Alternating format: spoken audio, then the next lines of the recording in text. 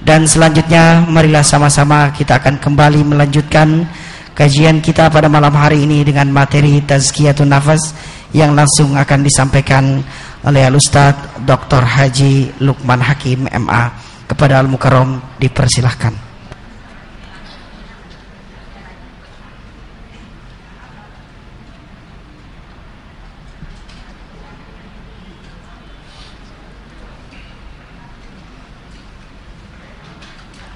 Assalamualaikum warahmatullahi wabarakatuh.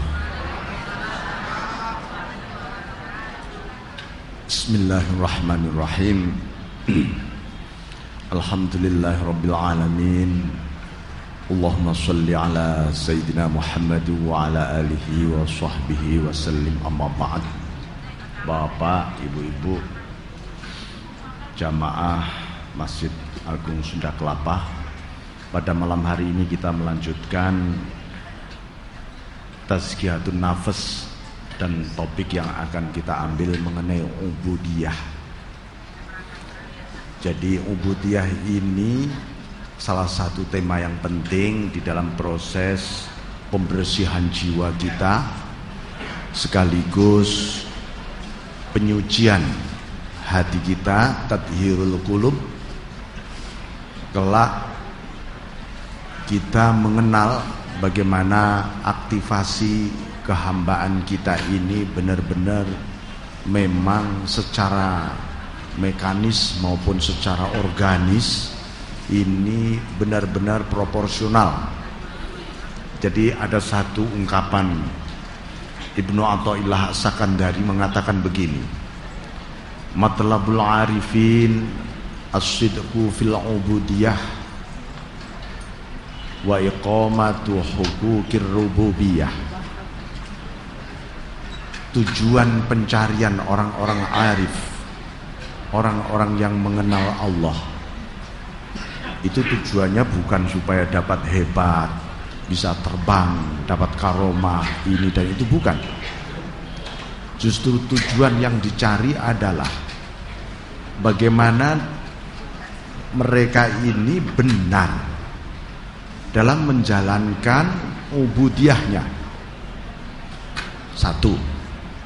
Yang kedua, wa iqamati huquqir rububiyah, menegakkan hak-hak ketuhanan. Nah, inilah yang pada malam hari ini barangkali sangat akrab sekali dengan momentum di bulan Isra Mi'raj sekarang ini, bulan Rajab ya. Itu ada satu ayat, satu-satunya ayat yang satu-satunya surat yang dimulai dengan subhana. Itu hanya surat Al-Isra. Apa sebenarnya? Ini mengangkat derajat kehambaan supaya proses ubudiyah ini benar-benar sampai di hadapan Allah. Jangan sampai kita ini bertahun-tahun sholat, zakat, puasa, haji, sedekah, rupanya nggak sampai di hadapan Allah. Nah, ini bisa saja itu terjadi karena apa? Karena kita tidak memahami apa yang disebut as-sidqu fil ubudiyah. Benar di dalam ubudiyah, baik benar secara syar'i maupun benar secara hakiki, baik benar secara zahir maupun benar secara batin. Ini yang mesti kita bangun,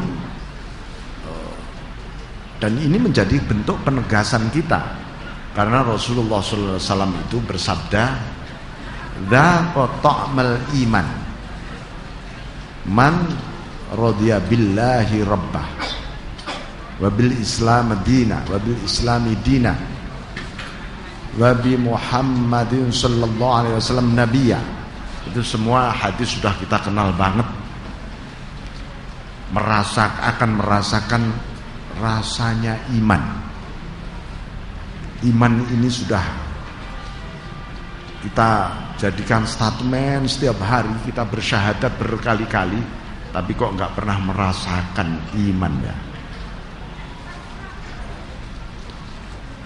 Ini rupanya oleh beliau, man radiya billahi rabbah, orang yang ridha Allah sebagai Tuhan. Itu berarti apa? Kita harus tidak rela kalau harta benda kita menjadi Tuhan kita, nafsu kita menjadi Tuhan kita, imajinasi, angan-angan, andaian-andaian kita, gaya hidup kita menjadi Tuhan kita. Kalau itu masih ada di dalam hati kita, sampai kapanpun rasanya iman tidak akan pernah ada. Jadi kalau kita ini, saya kok belum bisa ya merasakan iman ini. Oh, rupanya banyak Tuhan di sini. Nah ini, makanya ini kita tegaskan bab mengenai apa ini ubudiyah ini, ya, agar apa? Agar kita kokohnya kehambaan ini adalah rasa yakin yang bulan kemarin kita sampaikan, wa'bud rabbaka hatta ya'tiyakal yaqin.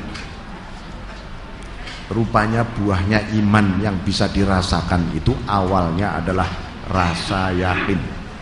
Yakin itu tidak tergoyahkan. Karena apa?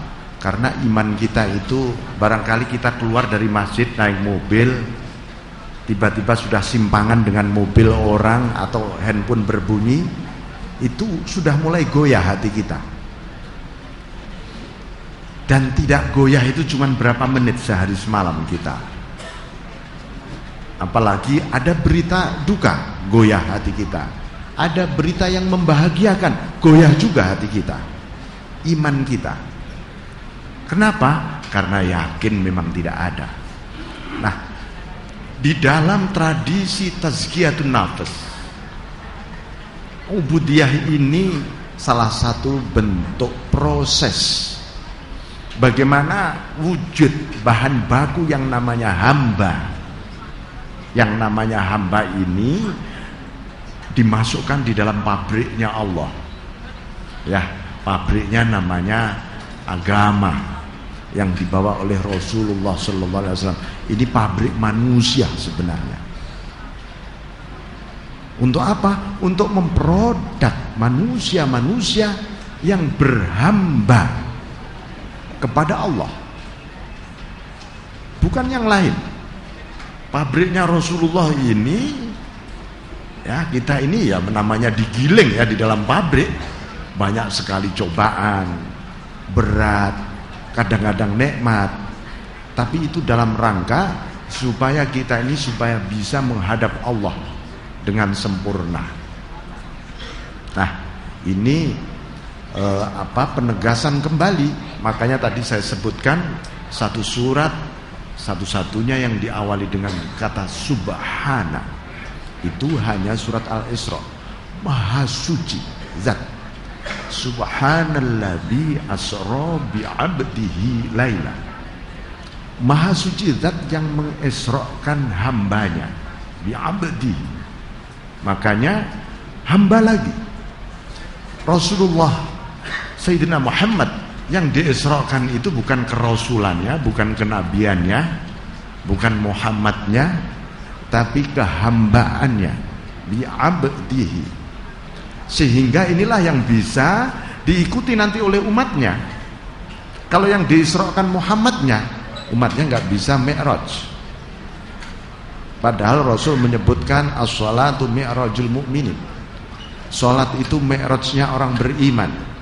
Kalau yang diisrakan itu kerasulannya, tentu bukan rasul.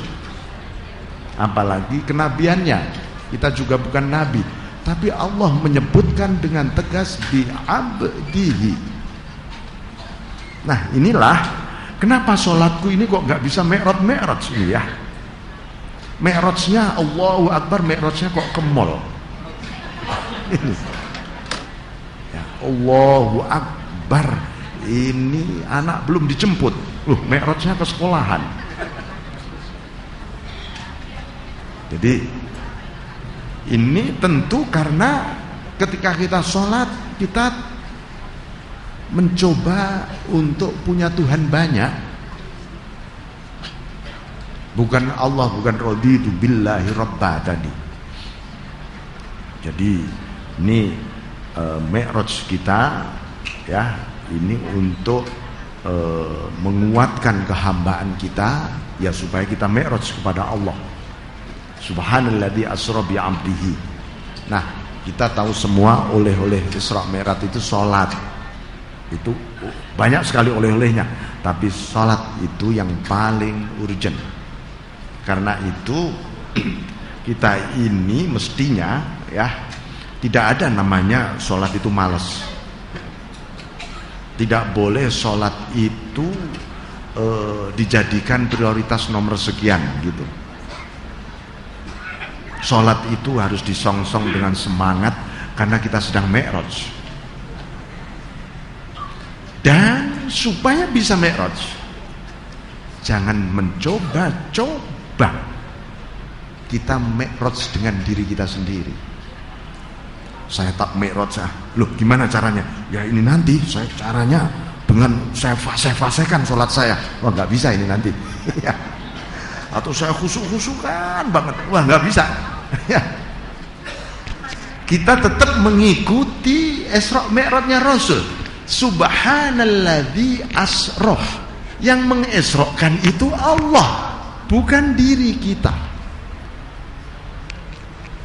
Kembali yang dulu di pelajaran dulu saya sampaikan, kalau mau sholat ini 3 hal diingat dulu sebagai kacamata kita. Kita ini punya kacamata untuk melihat objek. Kalau objeknya tulisan atau buku, begitu kacamata kita bersihin, ini kita tazkiyah, ini kita bersihin kacamata. Habis itu kita pakai. Begitu kita pakai, yang dilihat pasti tulisannya, jangan lihat kacamatanya ketika kita pakai. Ya, itu sama dengan begini. Allahu Akbar, kita sudah tazkiyah. Yang diingat bukan Allah yang kita sembah. Yang kita ingat, saya khusyuk belum ya? Saya ini sudah benar belum? Lah ini